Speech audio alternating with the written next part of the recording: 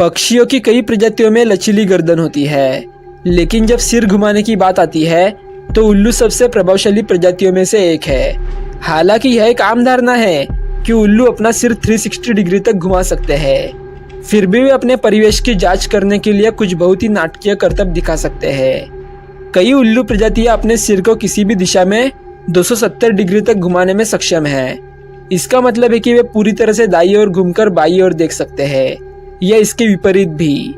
वे अपनी गर्दन को इस तरह से भी रख सकते हैं कि उनका सिर उल्टा हो जाए, जबकि उनका शरीर अभी भी आगे की ओर हो। तो फिर उल्लुओं को अपना सिर इतनी दूर तक क्यों घुमाना पड़ता है? मनुष्यों और जानवरों की प्रजातियों के विपरीत, जिनकी आंखें गोलाकार होती है, उल्लू की आंखें लंबी नलिकाएं होती है, जो उनकी आंखों के सॉकेट में हड्डी द्वारा तय की जाती है।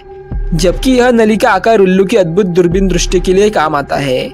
उल्लू अपनी आंखों को मोड़ या घुमा नहीं सकता, वे केवल सीधे आगे देख सकते हैं। इसलिए अपने सिर को मोड़ने की लचीलापन उन्हें चारों ओर अच्छी तरह से देखने की अनुमति देता है।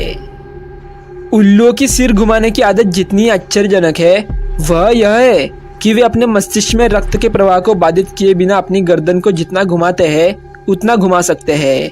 अगर इंसान उल्लू की तरह अपने सिर को तेजी से या जितना घुमाते हैं उतना घुमाने की कोशिश करे तो धमनियों की परतें फट जाएंगी, जिससे रक्त के थक्के बनेंगे और संभावित रूप से स्ट्रोक हो सकता है।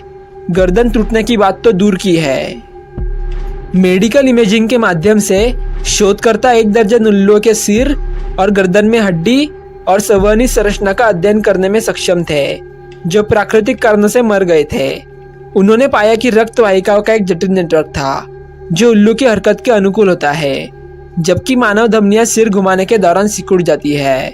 शोधकर्ताओं ने पाया कि उल्लुओं के सिर के आधार पर रक्त वाहिकाएं फैलती रहती है, जिसमें इमेजिंग डाई, जो रक्त की नकल करती है, बहती रहती है और अंततः छोटे जलाशय में जमा हो जाती है। शोधकर्ताओं का मानना है कि ये जलाशय रक्त प्रवाह के प्रतिबंध को कम करते हैं और उल्लुओं के सिर को घुमाते समय आंख और मस्तिष्क के कार्य को बनाए रखते हैं। इसके अलावा अध्ययन में पाया गया है कि उल्लुओं के मस्तिष्क को सहारा देने वाली एक प्रमुख धमनी पक्षियों की रीढ़ की हड्डी में मौजूद हड्डीदार छिद्रों से होकर गुजरती थी। ये खोखली गुहाएं, इससे गुजरने वाली धमनी 10 गुना बड़ी थी। वह अतिरिक्त स्थान हवा की जेब को बनाता है, जो धमनी को कुशन करता है और घुमावदार गति के दौरान इसे सुरक्षित रूप से यात्रा करने की अनुमति देता है। दोस्तों, अगर आपको ये वीडियो अच्छा लगा होगा तो वीडियो को लाइक कर देना और इसी तरह के अमेजिंग और इन्फॉर्मेटिव वीडियोस देखने के लिए मेरे चैनल को सब्सक्राइब अवश्य कर देना। साथ ही इस वीडियो को अपने दोस्तों और परिवार वाले के साथ शेयर अवश्य करना।